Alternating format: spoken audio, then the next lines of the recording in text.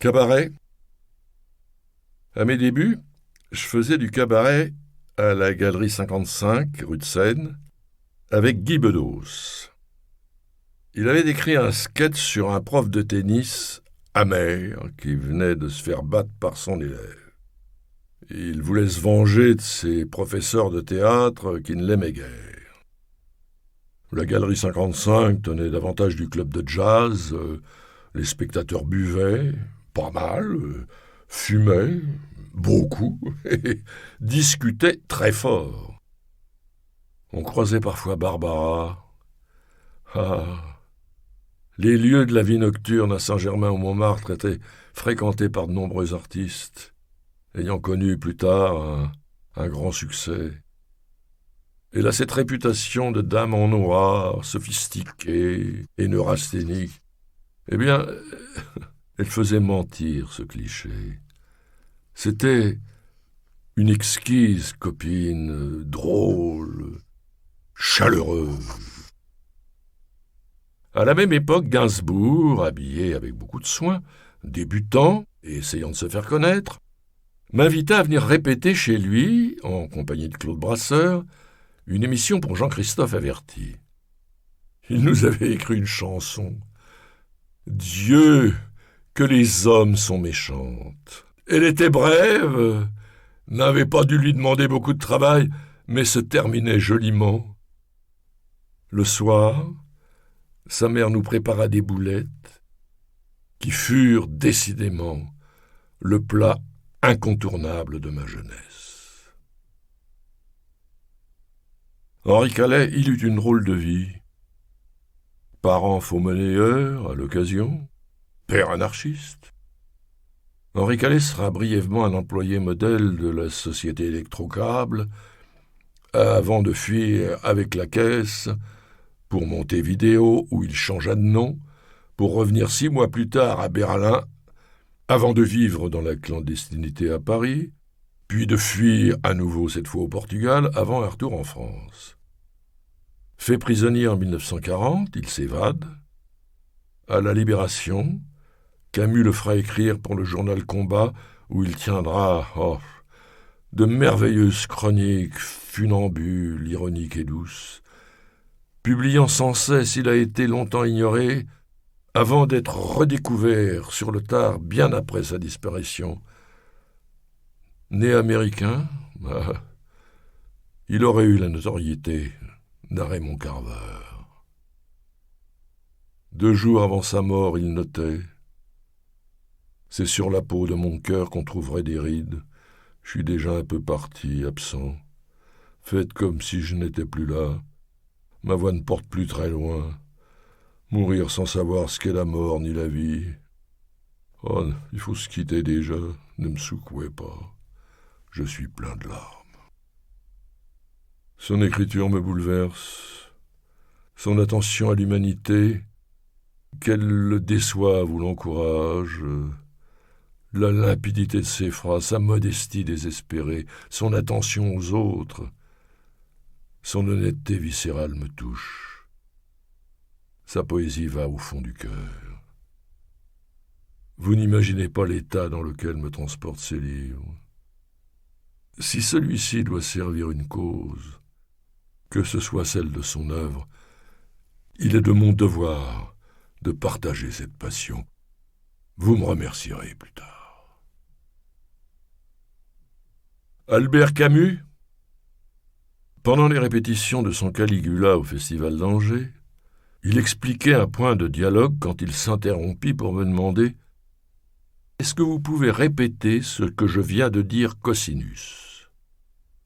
À quoi je répondis « Est-ce que vous pouvez répéter ce que je viens de dire cosinus ?» Il rit et me prit en amitié, en dépit de ma distraction. Et il me prêtait sa voiture pour que je passe le week-end à Deauville. Il m'a conseillé pour fêter mon premier mariage l'hôtel où il écrivait parfois. Nobel ou pas, il était d'une simplicité et d'une chaleur peu commune. Son intelligence, si peu ramenarde, ne vous humiliait jamais, vous rendait humble, et reconnaissant qu'il vous accorde son attention. Il préférait déconner, jouer au foot, que s'expliquer sur ses livres. Les cireurs de pompe l'emmerdaient profondément. Des années plus tard, j'ai rencontré Jean Daniel, le directeur du Nouvel Observateur, qui le connut mieux que moi, et l'adorait. Et cette amitié nous a réunis, c'est comme se découvrir de la famille en commun. Festival de Cannes. Invité en 2002 pour y présenter La Petite Lily de Claude Miller, j'ai passé 6 heures cloîtré dans ma chambre à ne pas vouloir en sortir. À peine arrivé, une foule considérable rendait le moindre déplacement impossible. L'accueil qu'elle réservait à tout ce qui ressemblait de près ou de loin à une tête vue dans le poste m'assommait comme une gueule de bois, sans les bénéfices d'avoir été aigri. Pour des raisons de protocole, il a bien fallu que je m'extrais de l'hôtel, où, après une soirée délicieuse avec Ludivine Sagné et Robinson Stevelin, je ne voulus plus rentrer. Au fond, cet épisode témoigne de ma difficulté à évoluer dans le monde réel. Et la confrontation avec le prosaïsme, car rien de plus brutal que ce genre de manifestation, ça me donne envie de rester caché. Il est vital de trouver d'agréables compagnons de route pour le traverser. Cantine. Installée entre 2 camions, en bas d'un immeuble ou en plein champ. La cantine est le lieu que je préfère sur un tournage. Je suis sensible à l'idée, parfois excessivement naïve, du travail en équipe quand techniciens, producteurs, acteurs et réalisateurs sont réunis pour partager un repas. En tournant Les Grands-Ducs, j'ai fait la connaissance d'un machiniste avec qui j'avais pour point commun fraternel de me tâcher systématiquement qu'il y ait ou pas de la sauce. Si bien qu'il me fallait enfiler un caouet pour épargner mes costumes. Mon camarade, en infortune, eut cette belle formule. Je me tâche tout le temps, même dans le dos. Le comte me définit alors comme un acteur tâchiste, ce qui est plaisant et me séduit. Fernandel, avec qui j'ai tourné 2 films, Relaxe-toi chérie de Jean Boyer, en 1964, et L'homme à la Buick de Gilles Granger, en 1966, préférait apporter sa gamelle. Après quelques jours de tournage, lors de notre première rencontre, il me tendit une fourchette et me proposa d'en profiter. Cela devait être, dans son esprit, la preuve ultime de son amitié, la promotion la plus noble. Je dois dire que j'étais ému. Jean Carmet. Je jouais La Preuve par 4 de Félicien Marceau au théâtre de la Michaudière. Lui travaillait dans un théâtre voisin et, terminant tôt, nous rejoignait pour saluer, à la stupéfaction du public. Alors là, notre entente a été immédiate.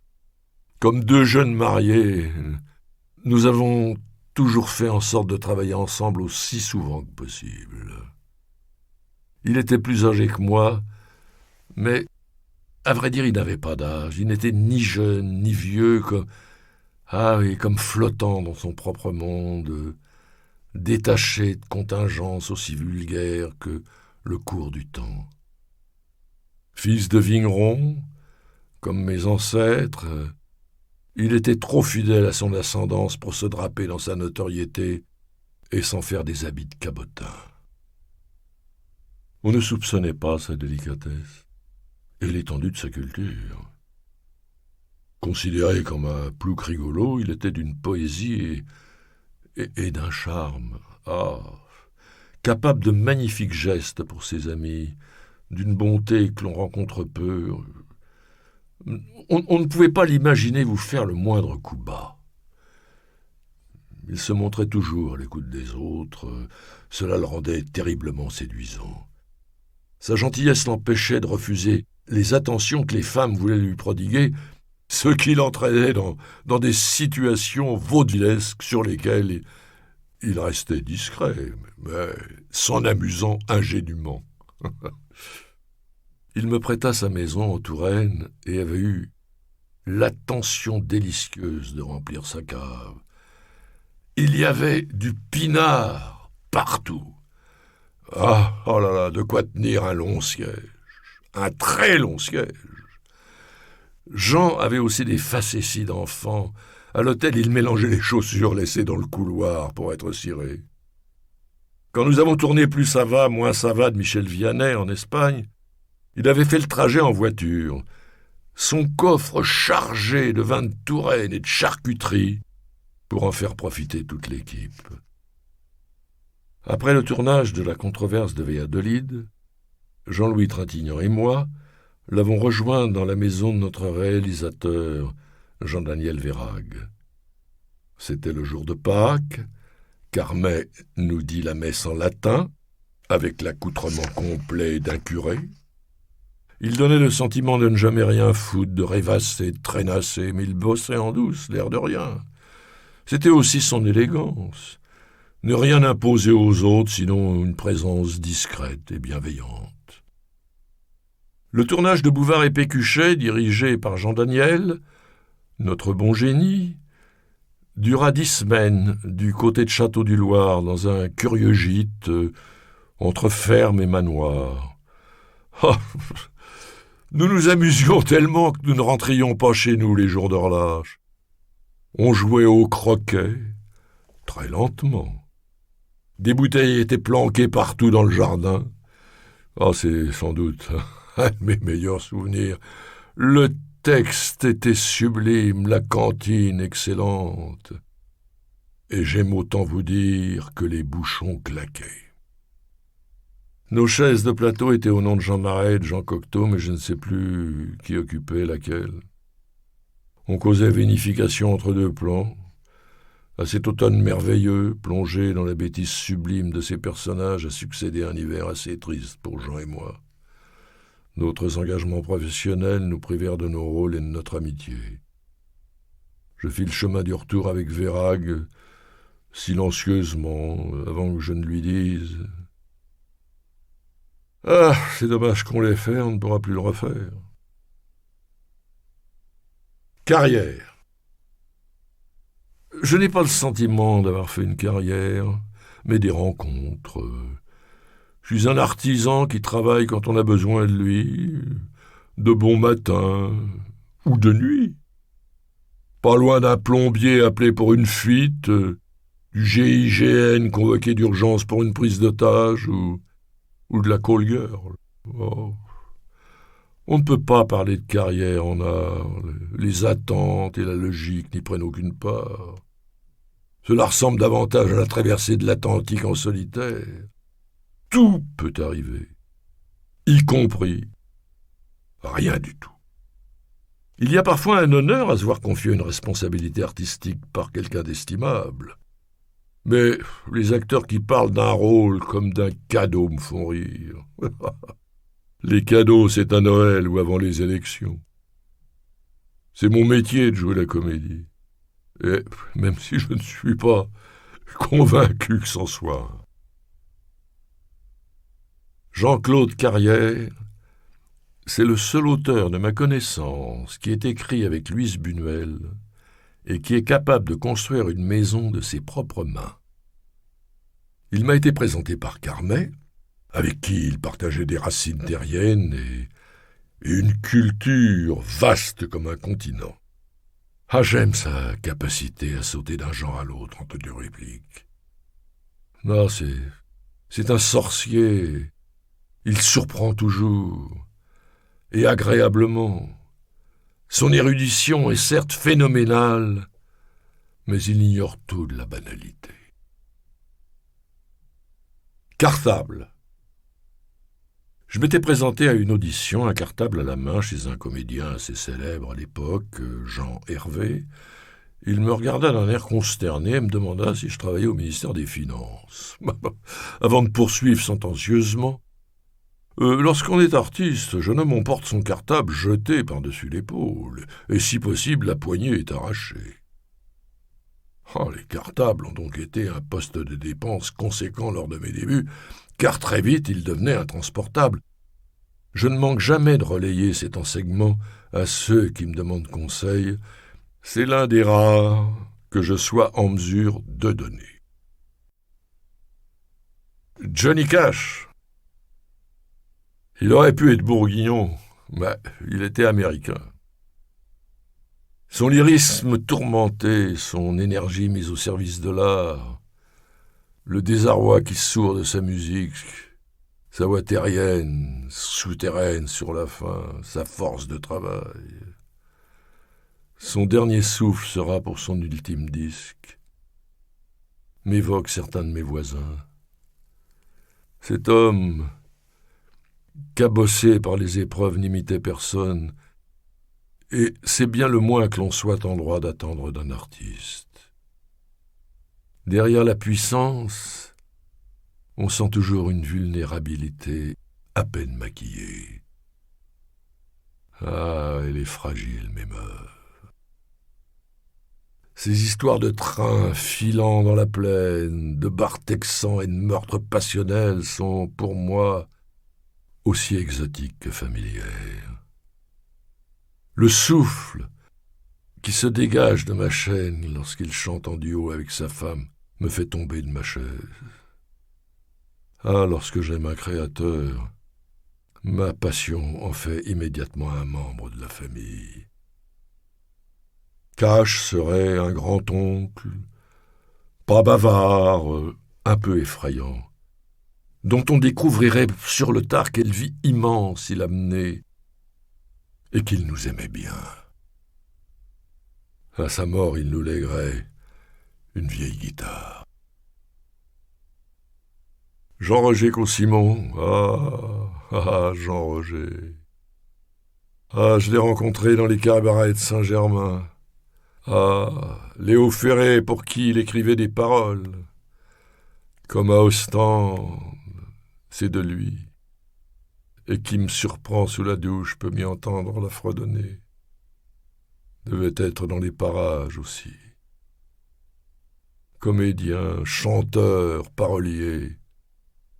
Jean-Roger était sauvagement sensible, d'une liberté que tout le monde lui enviait, n'en faisant qu'à sa guise. Il ne pouvait qu'inspirer les jeunes hommes qui se piquaient d'être artistes. Il avait écrit à l'intention de Jean Rochefort et moi-même, une délicieuse chanson.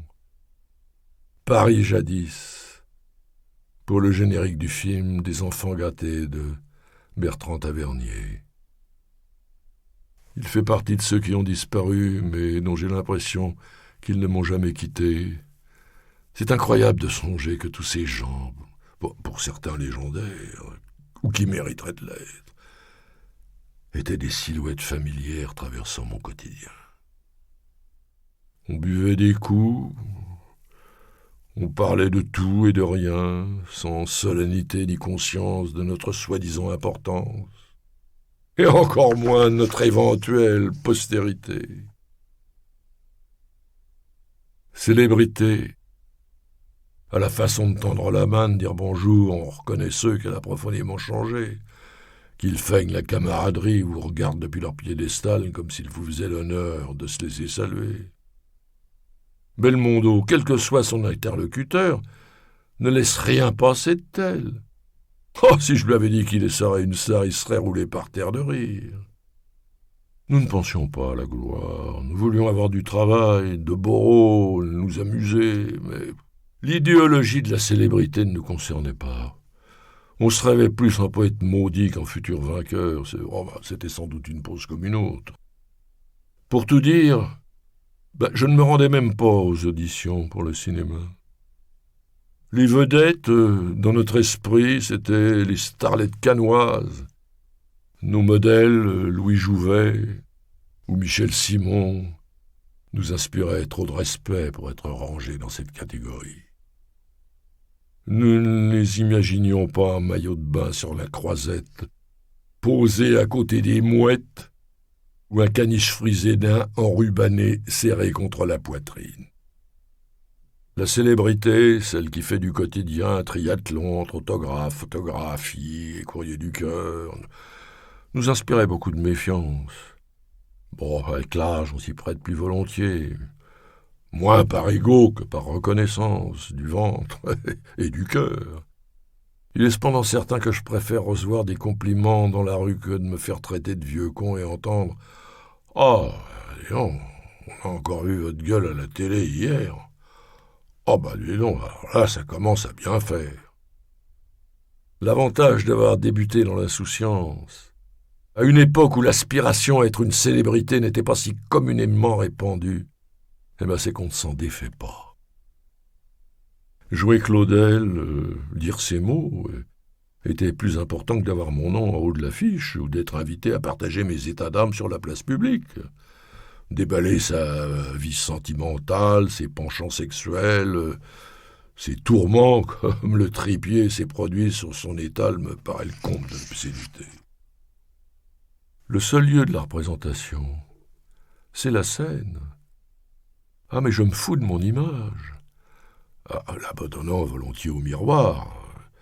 Seulement quand il est temps de se raser. Et encore, je me suis assez vu pour m'en dispenser.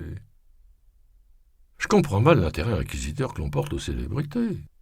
Je conçois à peine que savoir que tel président porte tel parfum soit éventuellement édifiant pour ses concitoyens, mais que l'on puisse vouloir découvrir si je porte des chaussettes blanches ou noires me dépasse, à moins que l'industrie du fil d'Écosse ne soit en péril et que je sois le seul en mesure de la sauver. Mais alors ça, vous n'en saurez rien. Quant à solliciter l'avis des acteurs sur les enjeux politiques, parfois un homme ou une femme politique me fait des sourires et des politesses devant les photographes. J'ai été bien élevé, je reste aimable. Mais je ne suis pas dupe et n'en pense pas moins. Mes opinions non seulement n'engagent que moi, mais sont d'une banalité affolante. Je me révolte à titre privé, me scandalise dans l'isoloir, mais s'il faut s'en remettre au cabotin pour s'alerter du sort du monde, c'est bien malheureux, il me semble. Un comédien n'est pas un intellectuel. Il n'a pas à faire entendre son babillage à tort et à travers. Qu'il reste sans voix quand il ne joue pas me paraît une attitude raisonnable. Je tiens en horreur les gens certains de leurs opinions, qui ont un avis sur tout, avec leurs règles dans la poche, de l'encre sur les mains et des craies plein les escarcelles. Avoir eu la chance de fréquenter un peu Albert Camus m'a rendu modeste. En revanche, s'il fallait prendre les armes, je serais prêt à décrocher mon fusil. La célébrité, même aussi négligeable que la mienne, peut vous impliquer dans d'étranges affaires. En 1993, j'ai reçu d'un Allemand une lettre m'informant qu'il était doté d'une immense fortune, n'avait pas de descendance, et serait ravi, en gage d'admiration, de me la léguer à sa mort. Je n'ai jamais eu de nouvelles. Céline. Ma première femme, Noël Léris, et son amie, la comédienne Judith Magre, suivaient des cours de danse à Meudon, route des Gardes, donnés par Lucette Almanzor, la femme de Louis-Ferdinand Céline. Il les accueillait en disant « Ah, mes jeunes filles, mes jeunes filles !» Elle n'avait pas la moindre idée de qui il s'agissait. Elle l'appelait le docteur Détouche du nom indiqué sur la porte. Elle revenait à la maison, enchantée de leurs leçons, et me disait que ce docteur Détouche était vraiment très gentil. Pour être honnête, je ne le connaissais pas non plus à l'époque. Ce n'est que plus tard que ces livres me comblèrent de bonheur. Quant à l'homme qui les a signés, ah, alors là. Chasse! Nez au vent, pied dans la boue, sans fusil.